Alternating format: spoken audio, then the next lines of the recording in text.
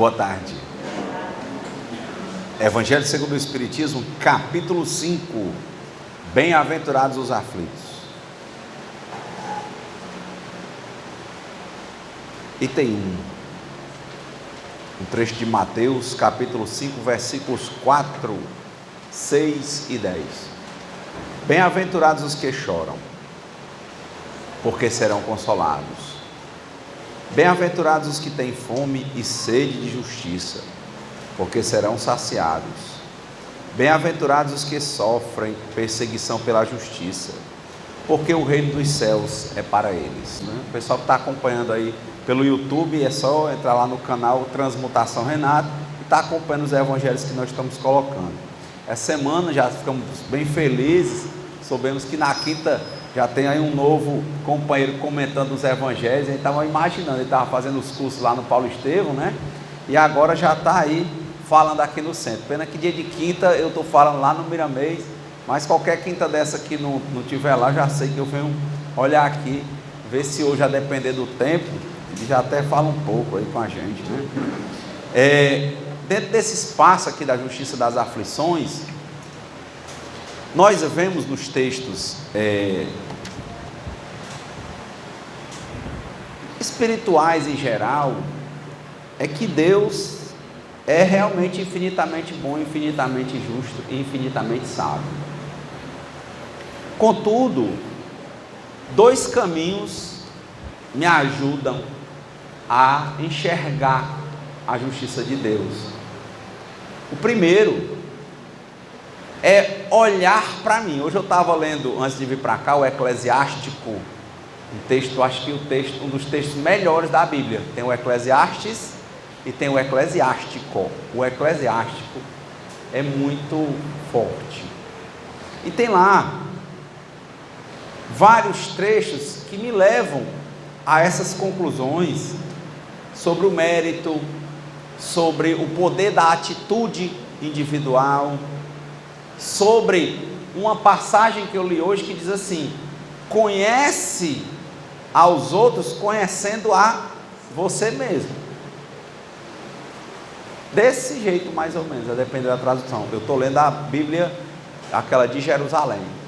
Eles, né? Quer dizer, você se conhece e conhece o outro. Então, para entender essa justiça das aflições, eu me lembro de duas situações. A primeira é quando eu tiver em uma recaída emocional, tratando-me com autopiedade, quer dizer, me lamentando, me lamuriando, com milindres,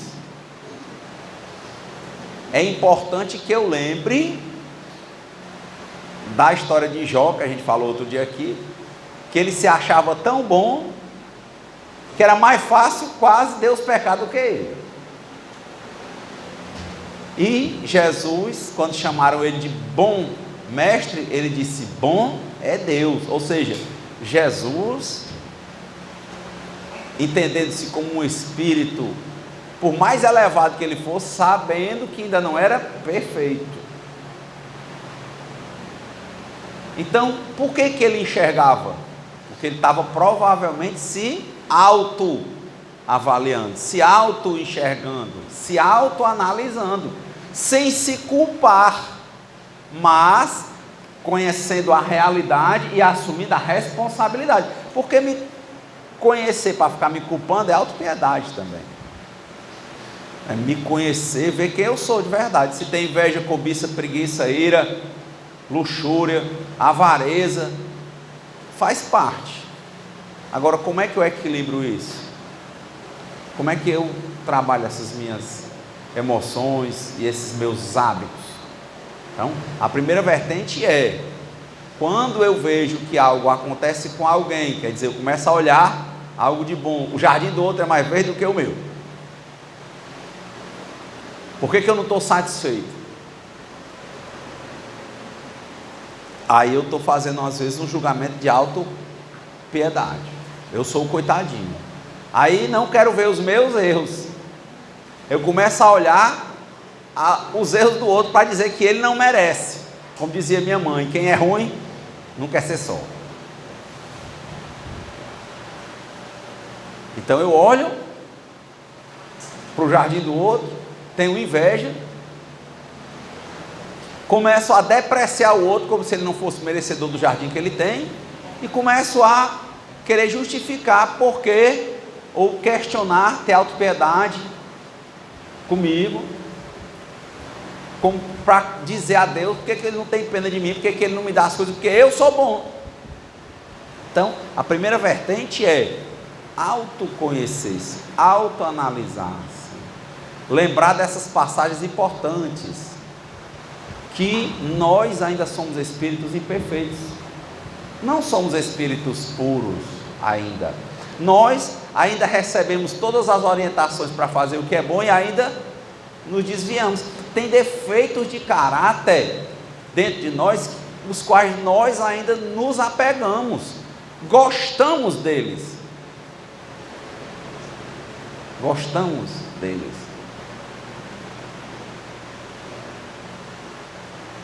Então, essa é a primeira vertente.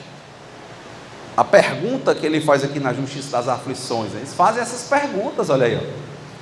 Quando você abre aqui o Evangelho, ele começa a perguntar, ó. Então, pergunta-se, por que uns sofrem mais do que os outros? Por que uns nascem na miséria e outros na opulência, sem nada terem feito para justificar essa posição? Por que para uns nada dá certo, enquanto que para outros tudo parece sorrir? Quer dizer, ele está olhando para o jardim do outro. De um lado, se ele estiver falando dele, de outro lado, é uma espécie de neurose, o egoísmo, o egocentrismo muito alto, que ele está se colocando na posição de Deus, porque se ele estiver falando da vida dos outros, se nós ainda não temos conhecimento adequado, não vou nem dizer profundo, sobre quem nós somos, imagina a gente saber quem os outros são. Quem é o Sérgio? Sei nem se ele sabe. Eu sei que Deus sabe, mas eu saber? Eu conheço um A, dois do Sérgio. Talvez nem o Sérgio, de novo, ainda tenha tido a maturidade de mergulhar dentro de si para se conhecer a fundo. E aí, quando ele vem com essa pergunta, por que esse tem e aquele não tem, ele está se colocando como se fosse Deus, como se ele estivesse vendo justiça e injustiça na vida do outro, que ele não conhece, ele não tem como conhecer. Como é que eu tenho como conhecer a vida do Rogério? Eu gosto muito de ler biografias, mas a gente sabe que uma biografia, quem escreve, tem um olhar, coloca umas coisas e exclui outras que ele sabe, e tem outras que ele não coloca porque ele nem sabe. Mas como é que eu posso chegar e ficar dizendo Deus é justo por isso e injusto por aquilo? E lá dentro de um hospital do câncer desse e ficar dizendo, por que que esse aqui está com câncer e aquele papudim lá da rua não está? Por que que esse aqui está com câncer, por que que aquele drogadicto lá fora não está? Provavelmente aí de novo, ou eu estou alimentando os meus defeitos de caráter, como autopiedade, inveja, refletindo alguma coisa que está dentro de mim para querer analisar a vida dos outros, quando eu nem estou me conhecendo direito, estou querendo conhecer profundamente a vida dos outros, para julgar. E aí vem a dificuldade, porque partindo dessa compreensão de que Deus é infinitamente bom, infinitamente justo e infinitamente sábio, não existe injustiça no mundo. É a primeira coisa. Mas Renato, eu penso, eu leio, eu olho. Bom, eu estou falando até agora da primeira compreensão, que é acerca do momento presente nesta dimensão e nesta encarnação. E se eu colocar a questão da existência de encarnações anteriores, dívidas, ou seja, ônus anteriores e também bônus anteriores.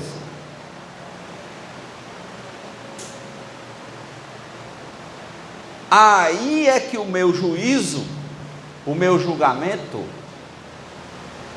tenderá a ser deficitário, concordam? Porque na verdade esse julgamento que ele tem muito é pré-conceito, é uma ideia fechada, um conceito fechado, que é um conceito que nega vários outros conhecimentos, é o que tem. E eu quero levar a vida olhando para a vida dos outros, ao invés de eu viver e deixar o outro viver, eu vivo a vida dos outros e consequentemente vivo a minha vida escravo ao que eu acho que os outros pensam sobre mim. Aí é a confusão, aí vem o emaranhado, a dificuldade de viver, alimentar a tristeza ao invés de alimentar a alegria, ver o buraco que entrou, mas não vê que pode sair pelo mesmo caminho, só voltando, só olha para baixo. Esse é um primeiro ponto. Eu estava falando lá no Casa de Miramês, quinta-feira, que eu estava ouvindo a radionovela O Diálogo com as Sombras. Não, esse é o livro, né?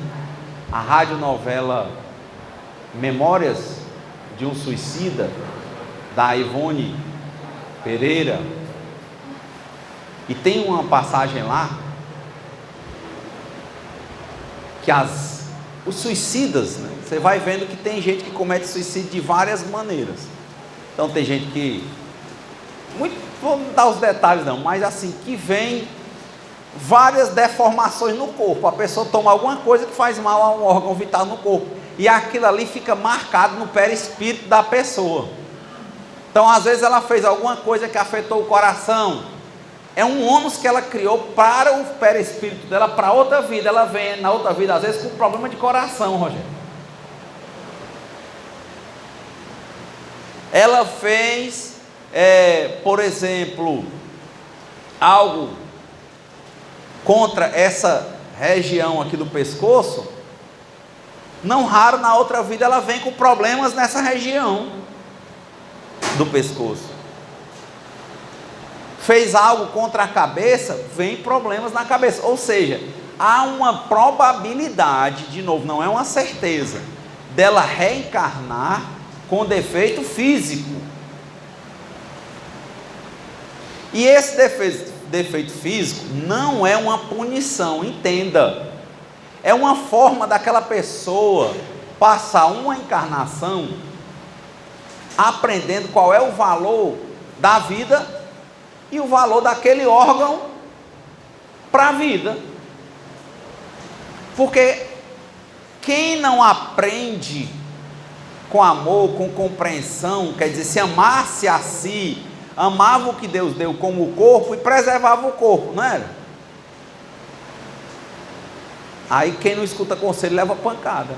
Quem não aprende com amor, aprende com dor. E você diz, mas não é olho por olho, dente por dente? Não é, porque se você aprender de verdade, não vai precisar passar, provavelmente não vai precisar. Só que nós sabemos o quão imperfeitos nós somos e quanto a dor nos ensina a gemer.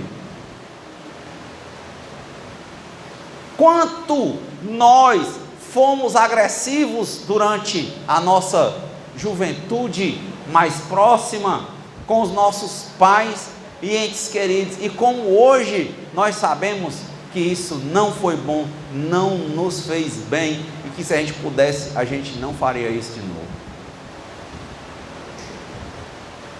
Mas a gente precisou apanhar da vida, às vezes, Renato, é necessário? Não é necessário. Desde que você aprenda. Aprendeu? Eu aprendi. Não é de boca, porque de novo, Deus sonda os seus pensamentos. Ele sabe. Você não vai enganar Deus. Mas se Deus souber que você aprendeu, sem dor, com experiência, não passa mais. É o que a gente costuma ver no plano espiritual, nos romances, nas comunicações que chegam. Só que 99,9% das vezes nós nos arriscamos, nos testamos nossos limites em coisas que não necessariamente são essenciais para as nossas vidas. Fazemos só mesmo por desafio, querendo sermos deuses, que nós não somos. Como quando eu estava lendo o livro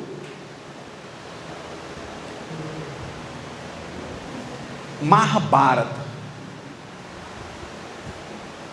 os personagens que estavam na floresta, que eram os Pandavas, que eram filhos do rei Pandu,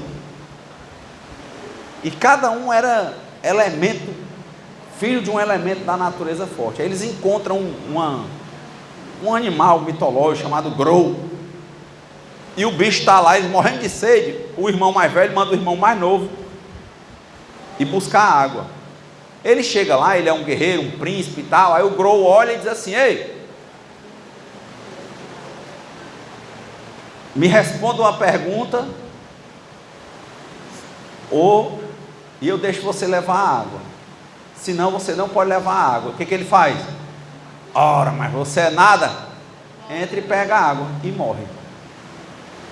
Aí ele está demorando, o irmão manda o outro, os 4 irmãos morrem. Aí esse, o último, que era o mais velho, que era o filho do Dharma, né, da lei universal, Yudhishthira, vai lá. Quando chega lá, o Grou diz a mesma coisa: me responda as perguntas, que eu deixo você levar a água. E ele vê os irmãos tudo mortos. Poxa, grandes guerreiros, grandes príncipes, que coisa tão forte é essa? Meus irmãos deu tempo nem gritar. Ele disse: responda, que você pode levar a água. E depois pergunte. Aí ele faz uma série de perguntas, e a todas elas o Yudhishthira, que é ligado à lei universal, ele é um cumpridor da lei. Ele responde com muita tranquilidade a cada um. No final, o Grou, que ele consegue, traz à vida os irmãos dele de novo, e eles conseguem a água. E ele vê como ele é sábio, como ele é cumpridor da lei, como ele é humilde, mesmo sendo o mais velho dos irmãos e um rei.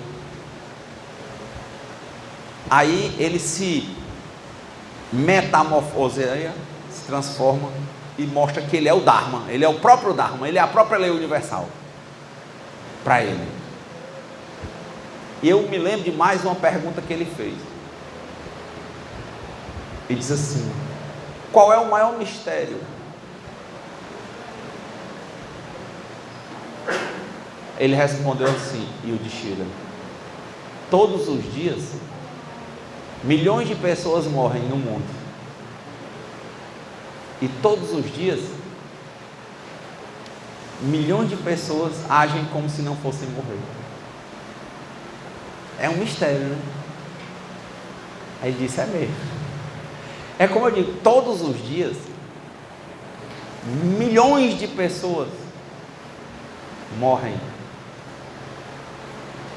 por razões ligadas, por exemplo, à comida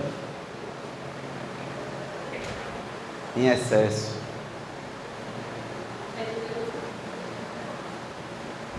e todos os dias milhões de pessoas comem em excesso. Mais informação você dá, parece que menos resultado tem, menos controle a pessoa tem. Quer dizer, é um mistério. Todos os dias, milhões de pessoas morrem com problemas relacionados ao alcoolismo. Tanto morrem quanto matam. E todos os dias, milhões de pessoas começam ou dão continuidade ao alcoolismo. É um mistério. Está mais claro. Eu estou lendo lá no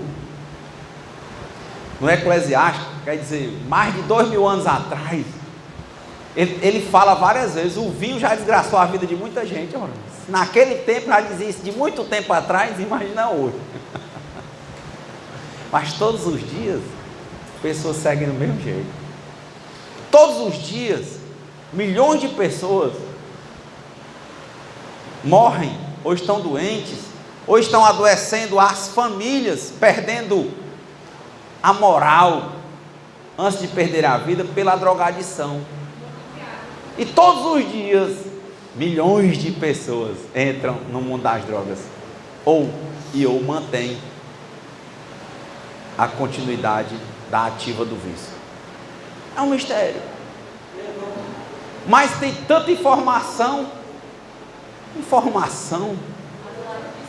É como dizia Hermes Trismegisto, a voz da sabedoria chega aos ouvidos do entendimento. Se a pessoa não tiver com a cabeça preparada para ouvir, entra por um ouvido e sai pelo outro. Quando a gente começa a entender e olhar para nós como um espelho, quantas coisas nós sabemos que são ruins para nós, que às vezes a gente já tem experiência na nossa família ou em casos muito perto da gente, e a gente continua fazendo, é um mistério. Está vendo os defeitos de caráter? E defeitos que a gente sabe que faz mal, mas a gente dá continuidade. Faz errado, sabe que dá errado, e não sei porquê. Parece ignorar que para nós vai dar errado também.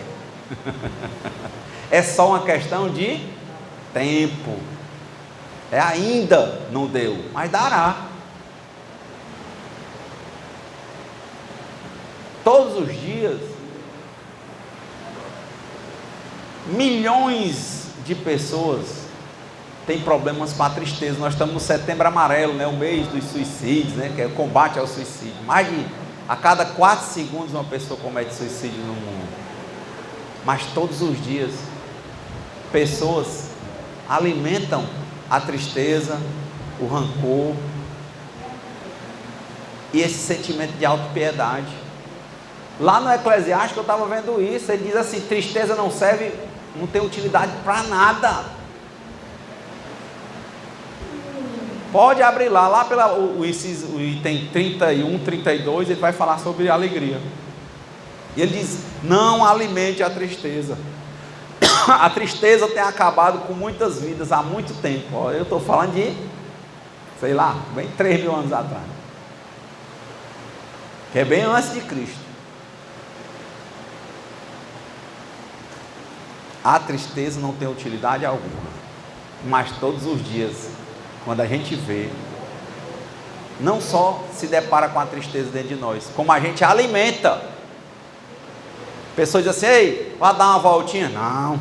Vá tomar um banho? Não. Vá comer? Não.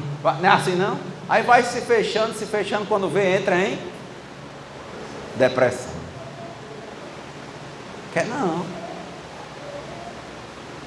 Então aí é a primeira vertente. Como é que eu posso analisar a vida do outro, partindo de parâmetros que um é bom e outro é ruim, se eu não conheço?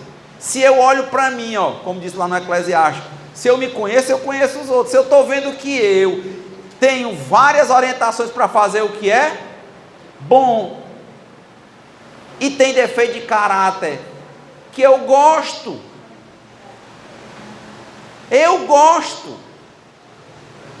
e pior, eu me apego, não entrego nem a Deus, eu não digo nem assim: rapaz, eu gosto disso, isso é ruim, meu Deus, me ajuda. Não, faz achar, é bom.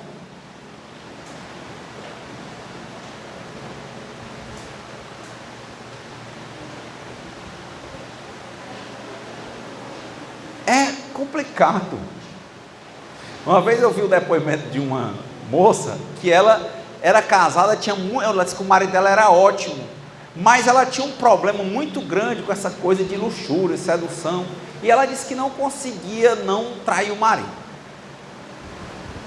E ela disse que ela conheceu, eu estava lendo essa literatura, esses anônimos tem um dependente de amor e sexo, tem os depoimentos escritos. Aí ela começou tem até em Fortaleza funcionando grupo e tudo, ela começou a ler e tal, e ela estava bem, sabe? Ela disse, olha, consegui cortar, como é que chama? Chama contatinhos, né? Pessoas que ficavam ligando para ela e tal, e ela foi, né? Não entrou mais, não procurou mais, saiu desses aplicativos de relacionamento, e estava bem. Ela disse, olha, pela primeira vez na vida dela, ela estava com 6 meses, era um ano, sabe, bem, e a vida dela melhorou, porque ela não conseguia estudar, não conseguia nada. Você dá atenção a marido, filho, e um bocado de gente mandando mensagem para você, e ela não conseguia terminar nenhum relacionamento, porque ela tinha medo no final de ficar sozinha. Ela brigava com o marido, acho que a vingança que ela entendia era aquela. Aí ela disse que estava muito bem, mas ela, por exemplo, não conseguia ela mesma dizer assim, vou terminar com essas pessoas, chegar e dizer, não me ligue mais não, ou então bloquear o contato. Ela não conseguia. Ela estava dizendo assim, que o poder superior, Deus estava ajudando ela, porque eles não estavam mais ligando para ela, porque algumas vezes ela disse não, mas ela estava morrendo de medo, porque se uma pessoa mandasse mensagem, ela fraquejava. Quer dizer, ela estava bem, mas aí aconteceu, diz que um dia uma pessoa falou com ela, achou educada, era uma mensagem de trabalho, depois a pessoa mandou um gracejo, aí ela ficou morrendo de, sabe, ela disse, você não sabe entender, Renato, o que eu estou sentindo. Eu disse, eu acho que eu sei, porque ela, sabe, ela ficou altamente inclinada para aquilo. Quer dizer, é provavelmente o que ela reconheceu como um defeito de caráter, que ela viu que não era bom, que quando ela se esquivou disso, a vida dela melhorou, mas quando uma pessoa, às vezes não era nem a pessoa que atraía, sabe, é porque tocou ela, a carência, né, a baixa autoestima, várias outras coisas.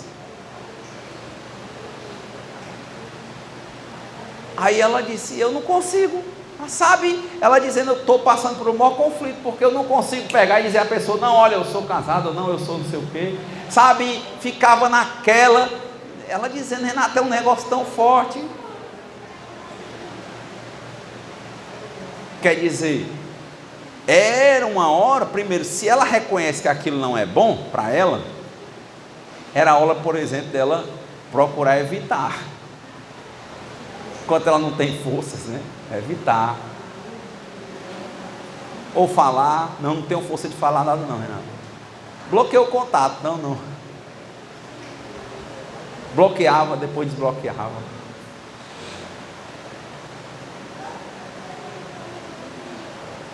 Evitar às vezes, né? Mas não. E aí é a hora de você pegar e entregar ao poder superior, pedir ajuda, frequentar algum grupo desse para partilhar, ir para uma terapia, não é isso? Mas por que ela não vai com todas as forças para cima da recuperação? Sérgio, porque lá dentro dela, ela ainda gosta desse defeito, que ela que entende que tem. Eu não estou dizendo que é defeito, ela que diz. Eu não estou dizendo que ela tem um problema, foi ela que diz.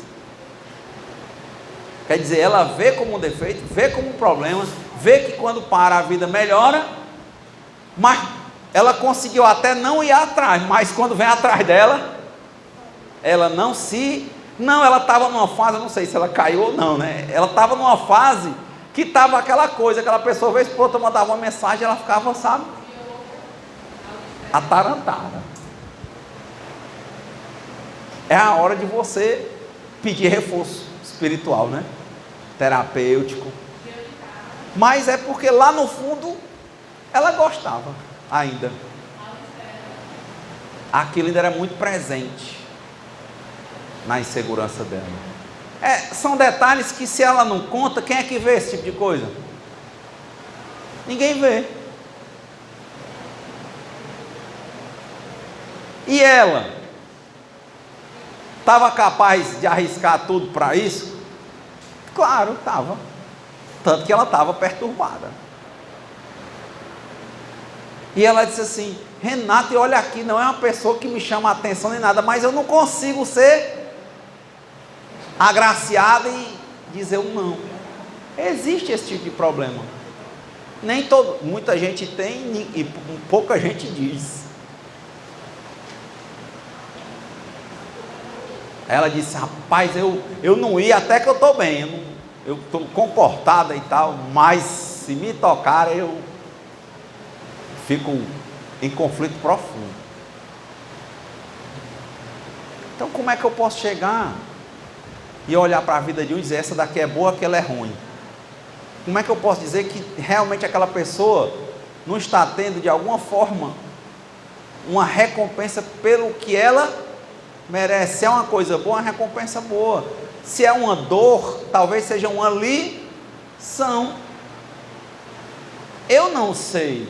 Por isso que Jesus disse: não julgueis. Mas a pessoa, se tiver humildade para com ela e para com Deus, vai reconhecer os mínimos defeitos de caráter.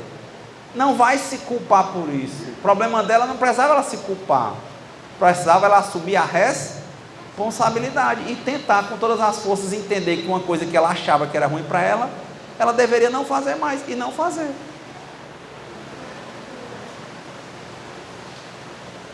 Bote aí para a comida. Se não é a mesma coisa, uma pessoa que é diabética, é doido por doce, aí uma geladeira cheia de doce. Bote bebida.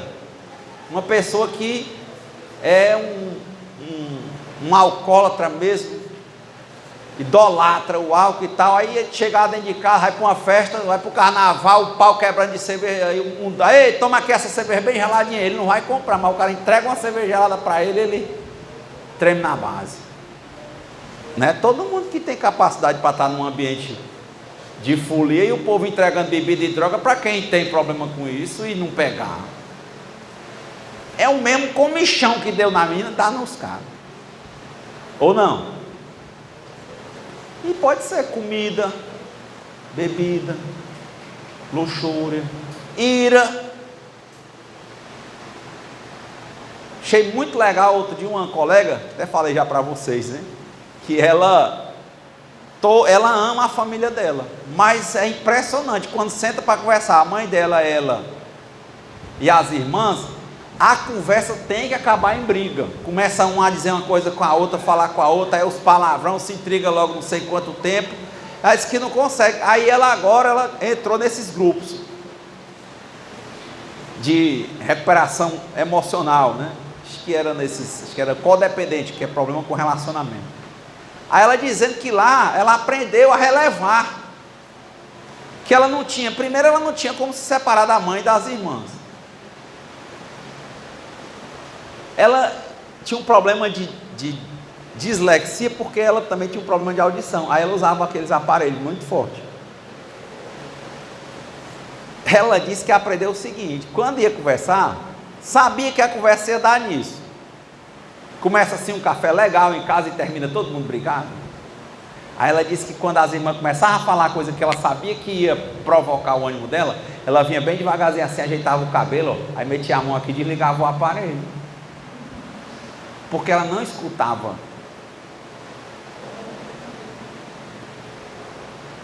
Eu achei muito legal, entendeu? Por que você diz assim, Renato? Não era melhor ela relevar? Mas ela ainda não tem força, gente.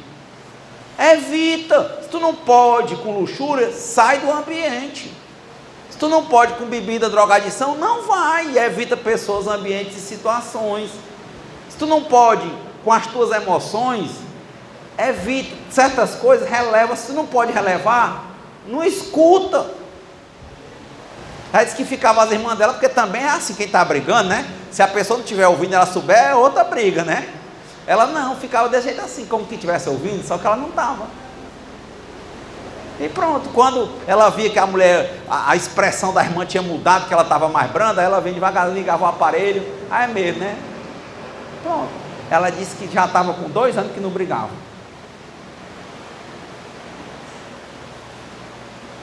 Mas antes, por que que a vida dela era tão cheia de confusão com a família que ela ama tanto? Ó, você olhar, ela é uma menina tão boa, ela é não sei o quê, mas tem hábitos, práticas, limitações, defeitos de caráter, que talvez ela não tivesse cuidando como deveria. E aí o mérito ou o problema vem. Faz certo que dá certo, faz errado que dá errado, mas são coisas que a gente não vê. Aí ó, o evangelho, justiça nas aflições. Tudo que acontece nessa vida é para nos ensinar. Qual a nossa finalidade na vida? Sermos melhores do que nós mesmos a cada dia, sem querermos ser melhor do que ninguém. Em que área? Todas. Aí agora eu sou mãe, seja a melhor mãe. Aí agora eu sou pai, seja o melhor pai. Aí agora eu sou irmã, seja a melhor irmã. Está vendo? Vê o que você entende que é bom e faça. Eu estou usando droga, aí, então eu vou ser o melhor usuário? Não, porque isso aí te faz mal, não faça. Vê o que é que te faz bem. Você vai ver que não faz mal a ninguém.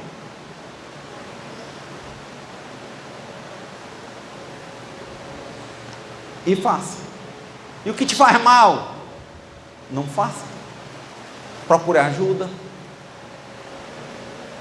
Mude os hábitos, mude as companhias, mude os ambientes. Evite as situações. Livra-te dos ares, dizia o ditado, que eu te livrarei dos males. Não queira ser forte sem ser. Seja o que você é. Se você não tem força, evite. Olha, eu sou impotente frente ao álcool, então eu vou evitar o primeiro gole, o primeiro trago na droga,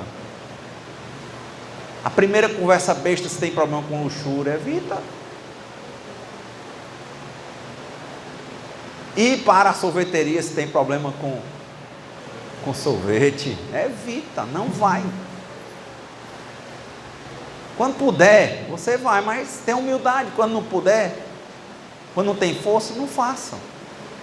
São essas pequenas coisas que são os alicerces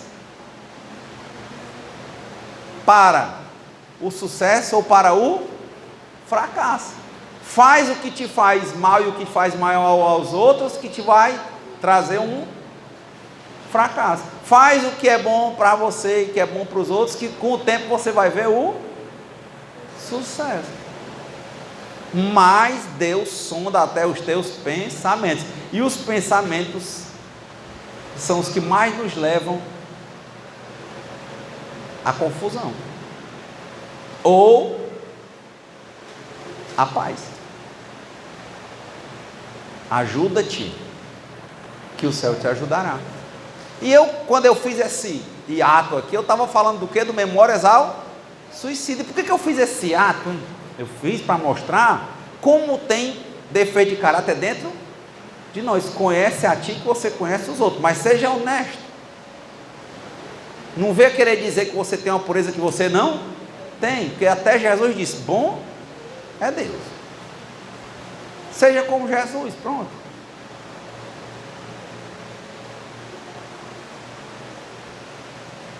Aí vem a outra parte. A gente estava falando do Memória de um Suicida. Pessoas que cometem suicídio e machucam, prejudicam partes do corpo, tendem a voltar se não aprenderem. E o que eu falei aquela coisa? Para mostrar como a gente sabe de muita coisa e não faz. A gente sabe muita coisa que nos faz mal e a gente continua a fazer. É por isso que a dor, em regra, é necessária. Porque não é por questão de não saber, é por saber que tem o defeito e continuar praticando. Aí vem, né, um espírito daquele, já mostramos aí, dentro da encarnação, agora passando de encarnação para outra. Aí o espírito vai, comete o suicídio, tem uma tendência muito grande de voltar deficiente, porque o órgão que ele prejudicou, ele vai ter que entender, valorizar a vida e o corpo que Deus deu para ele. Se ele não aprender, ele vai sentir dor, vai voltar com aquilo ali e passar um tempão sentindo aquilo. Mas ele pode não sentir, como? Se ele aprender. Mas é fácil? De novo, foi o que eu falei há pouco, não é uma questão de informação, e Deus sabe. Por isso que a maioria dos suicidas tende a voltar deficiente. Aí beleza, olha como é preparado, ó. Outros suicidas e outras pessoas que cometeram várias atrocidades, principalmente com criança, às vezes optam para reparar os seus erros, para vir na outra encarnação, ou para não ser pai ou mãe e adotar crianças que têm problemas, ou para ser pai e mãe de criança que nasce com problema de saúde. Não é uma imposição, não é uma punição, é aquela pessoa, aquele espírito que se compromete a na outra encarnação fazer aquilo para reparar, para aprender o valor que tem. Ela se compromete a ser a mãe e ele o pai de um filho com um problema de saúde grave, e está tudo intrincado no final, a relação dele com a dela. Aí vezes, né, vem um suicida e entra num casal normal, às vezes é um casal bonitão, bem sucedido, mas vem um filho doente. E lá no Memória de um Suicida, que aí são coisas de outras encarnações, não é isso? Justiça das aflições. Tinha um motivo para aquele casal ter aquele filho? Tinha. E um deles foram eles mesmos que pediram. Tinha um motivo para aquela criança nascer doente? Tinha. Que seja assim, um inocente, né? Inocente nessa vida, mas na outra, não. E ele não está sendo punido. De novo, ele está sendo ensinado. E ele é que pediu. Se você leu lá o Memória de um Suicida, o Camilo Castelo Branco, que é o personagem principal, foi mais de 50 anos lá. Ele só reencarnou quando ele disse: agora eu estou pronto. Você sabia que você vai nascer com o problema que ele deu um tiro no coração, né? Você vai ter um problema assim? Sei, eu quero. Por que ele demorou tanto? Quase todo mundo do grupo dele reencarnou e ele não. Porque ele ainda não tinha, sabe, firmeza de aceitar a vida que ele tinha que viver, decorrente do ato criminoso que ele praticou contra ele mesmo na vida anterior. Aí beleza, o que é que eles fazem? Tem uma reunião, sabe? Olha como é interessante lá no livro, sério. Eles se reúnem, os espíritos, a pessoa está dormindo, digamos, ali uma mãezinha bonitinha, né? Está lá, ó, sonhando, está grávida, né? Vai ter, né? Ou vai engravidar. Aí os coordenadores lá no plano espiritual marcam uma reunião. Com quem?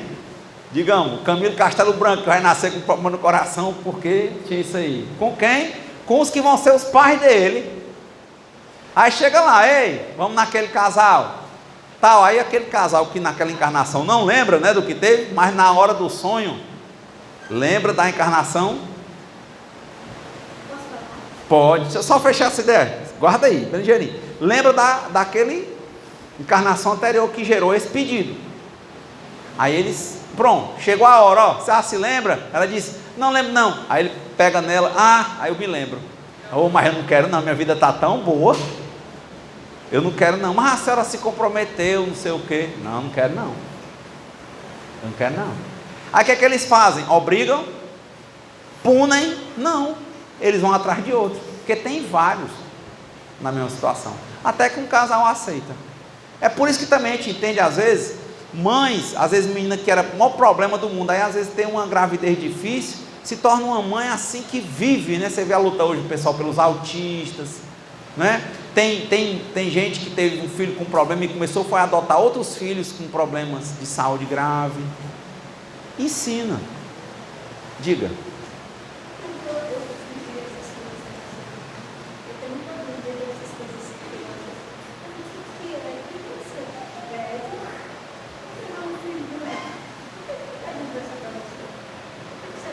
Olha que pergunta linda que ela fez. Obrigado pela pergunta. Ela disse assim: eu fico com essa dúvida, Renato.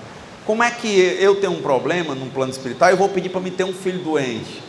Por que eu não peço doença para mim? Entenda. Vai haver um diálogo entre o filho que já ia nascer doente. A questão é que você, por alguma coisa que você fez, digamos, vamos pensar, você na outra encarnação foi uma mulher que cometeu diversos abortos, daquela que pega a criança que já está grandinha e trucida, corta todinha, aquela coisa horrível.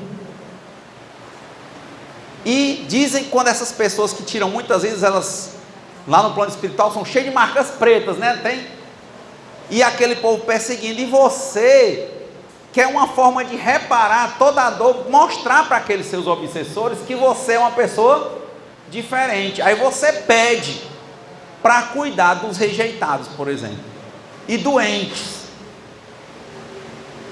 É uma penitência que você pediu para você mostrar que você realmente entende agora o valor da vida e que vai tentar reparar todas as vidas que você impediu de prosperarem. Uma doença para você resolver alguma coisa? Não. Está compreendendo o raciocínio? Não ia resolver. Aí o plano espiritual é tão bem feito o negócio, pelo que eu leio, né? No que eu acredito, que você vai receber outro que está precisando. Como eu estou dizendo, aquela criança que nasce com problema cardíaco, muitas vezes ela foi um suicida que teve um problema. Muitas vezes, não é só esse tipo de caso, tem? Estou dizendo no caso do memória de um suicida. Aí juntou a tua necessidade, que vai ser a tua redenção, se você souber passar, concorda? De cuidar. Não é isso? O teu problema não foi destruir, você vai nascer para cuidar, com amor, desenvolver amor e cuidar. E vai ajudar aquele outro que está precisando reencarnar. Como é que reencarna sem ter uma mãe?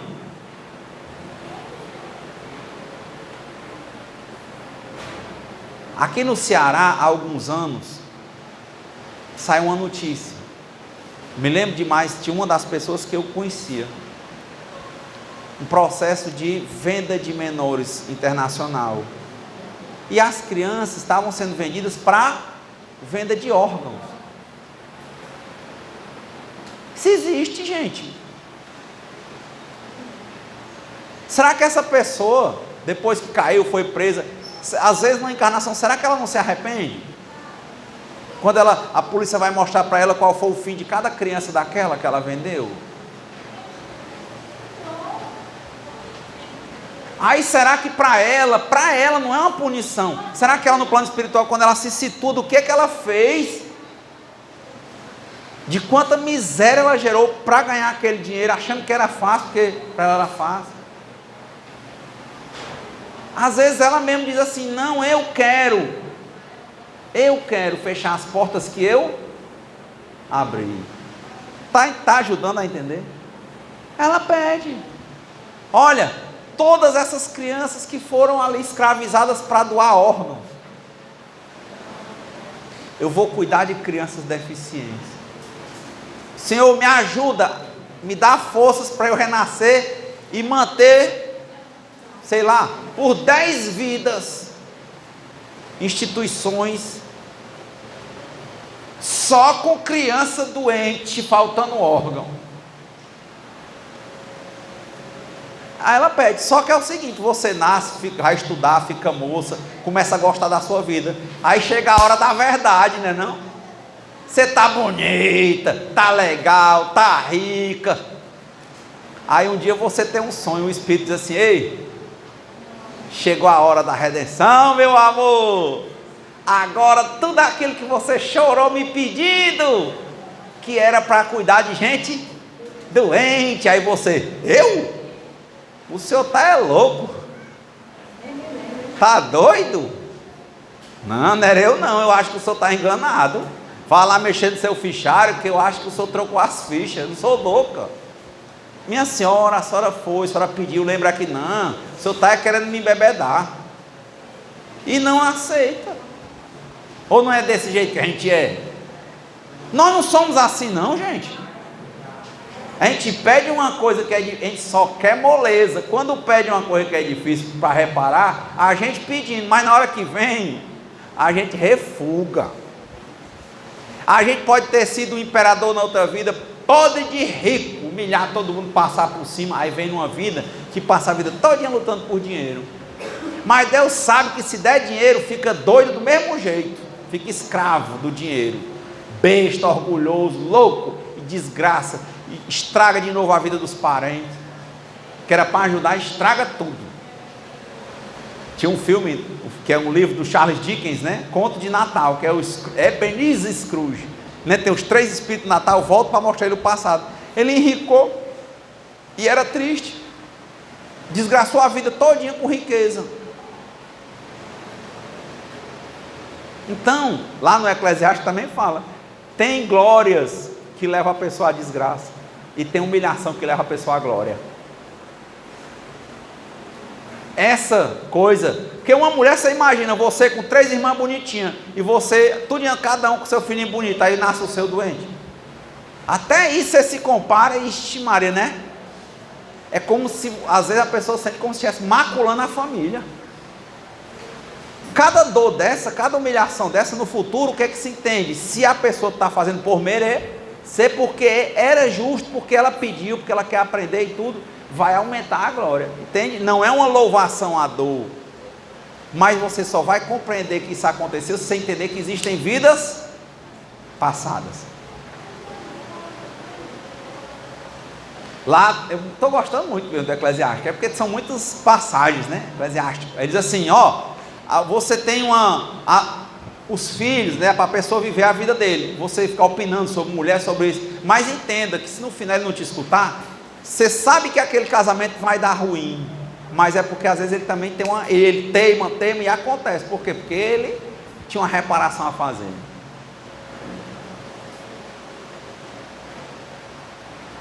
É por isso que você não conseguiu segurar, é porque ele tinha que passar por aquilo ali.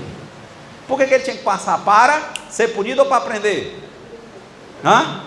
Aprender. Se ele aprender sem ser punido, o que ele estiver passando vai ficar bom. Ou então, se for antes dele passar, ele não vai passar. O problema, de novo, é que a gente sabe o defeito de caráter que tem, mas infelizmente a gente gosta deles. Não tem outra palavra, a gente faz mesmo, lá no fundo não sabe por que gosta. E repete. Então, quando Deus ensina, Ele ensina ensinado, de modo que a gente nunca mais repita. É como nesses anônimos eles falam de droga, de álcool, né? De deixar de beber, qualquer um deixa. Agora, continuar deixado, venha para cá que a gente te ensina. Cada deixar de beber 1 mês, 2 meses, 3 meses, 5 meses, que cada dia está aí com 1 ano, bota um boneco e mata uma pessoa.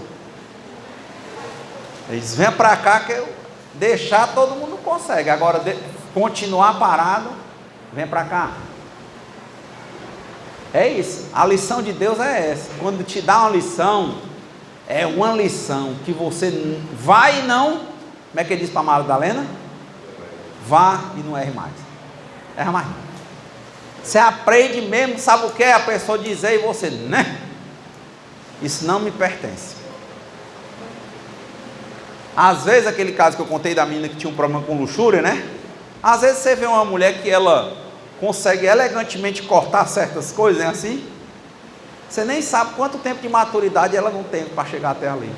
Quantas vezes ela não foi igual essa minha colega, de não aguentar, até o dia que ela chegou e disse, isso não me pertence. Não, senhor, desculpe, então. Quem leu há 2000 anos viu isso na Lívia. Pôncio Pilatos em cima dela de todo jeito, e ela, de modo algum. Para a Lívia chegar aquilo ali, para isso aí não pertencer a ela, nunca ela nem sonhou em trair o marido, nem nada. Ela já era ensinada. Ela já era um espírito muito adiante do Públio Lentz. Tanto que quando acaba, ela vai para uma encarnação, não, ela vai para um plano que ela não encarna mais, ela vai evoluir em outros mundos, não é isso? Tanto que o último livro é Renúncia. Renúncia.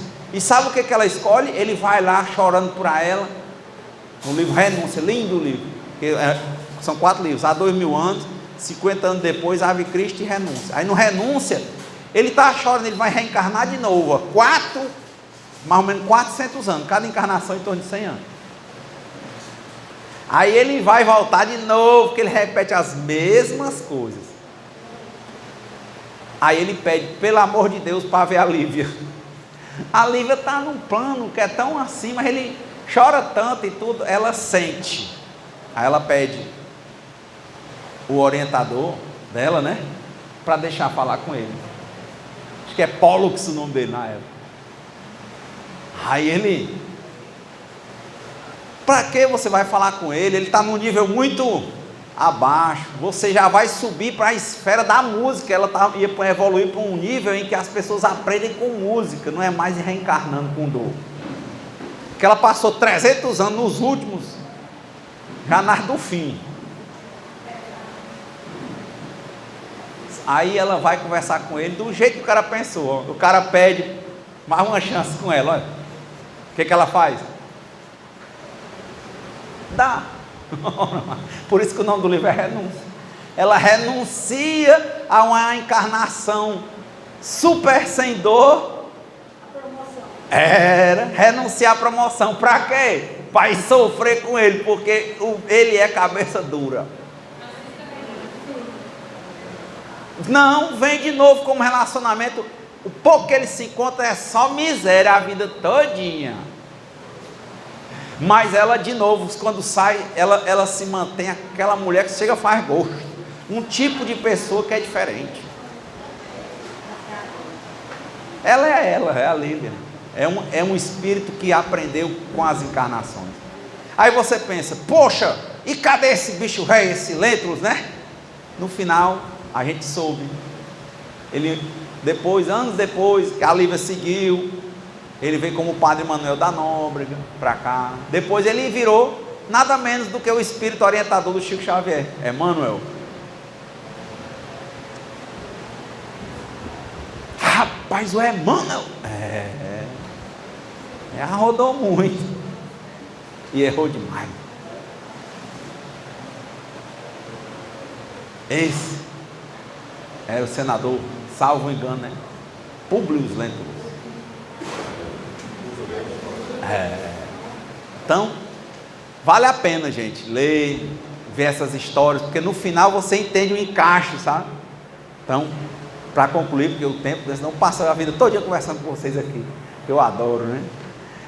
Justiça das aflições, bem-aventurados os aflitos. Confie que existe um Deus, existe um Dharma, existe uma ordem, que nada acontece por acaso, que Deus é infinitamente justo, infinitamente bom, infinitamente sábio. Se você não tem o que você quer agora, é porque você não tem maturidade para receber. Porque se você pegar de novo, não é nem só não merecer, entende? Porque se você pegar, você vai abrir mais uma vala de não sei quantas encarnações de problema que você vai criar para você mesmo. É a mesma coisa de dar uma gilete para um bebê de 2 anos, ele corta todinho. Deus não quer. Deus é tão amoroso e misericordioso que ele não dá. Ele vai dando a cada um o fardo que ele pode carregar. Por isso que tem esse plano de uma encarnação para outra. O que você pode aguentar, minha filha? Isso, pai. Faz só isso aqui. Ou então você diz, eu faça tudo. Aí, não, você não aguenta não. Faça mais pouco. Aí quando chega mais pouco, quando te chama, você não quer. Aí...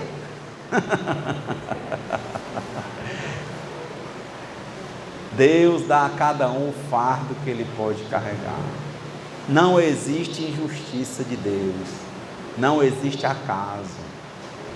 Por isso que eu gosto do Espiritismo, porque ele me anima de saber que eu sou um espírito imortal, que existe um Deus que me ama, e que ele sabe que eu sou imperfeito, e que ele está me ajudando a ser melhor. Ele só quer uma coisa, que eu faça do meu livre-arbítrio essa escolha, ser melhor do que eu mesmo, sem querer ser melhor do que ninguém. Então, que Deus nos conceda a serenidade necessária para aceitarmos as coisas que nós não podemos modificar, coragem para modificarmos aquelas que nós podemos, e sabedoria para distinguirmos umas das outras. Que seja feita a vontade de Deus antes da nossa. Muita alegria de viver, paz e felicidade. Obrigado e boa semana.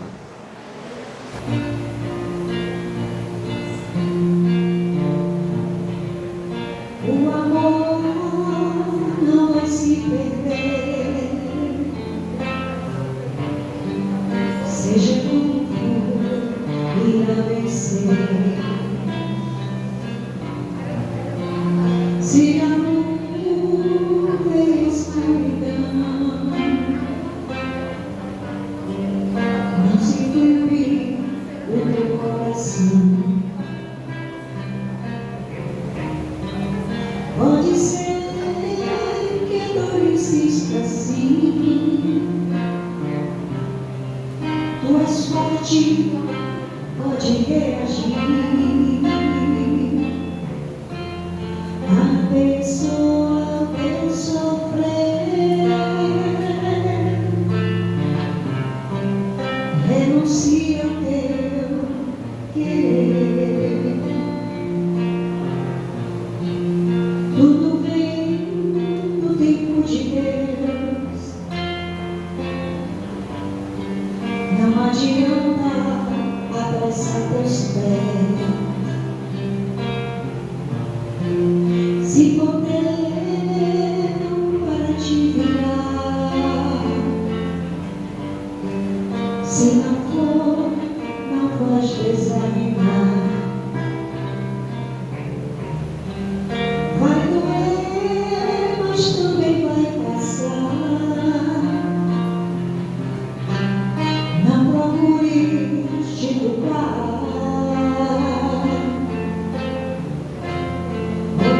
As portas vão se abrir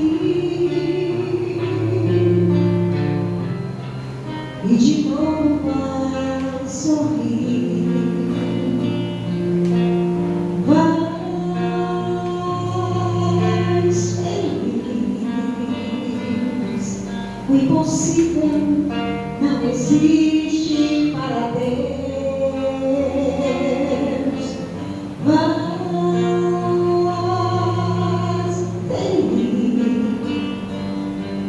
De repente, tua vida se abrirá.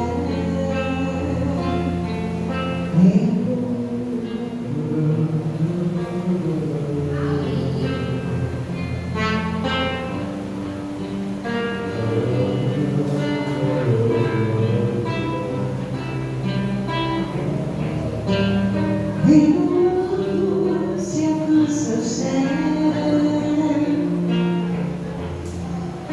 e Deus vai te abençoar, não te prives de crescer. Outras flores vai colher.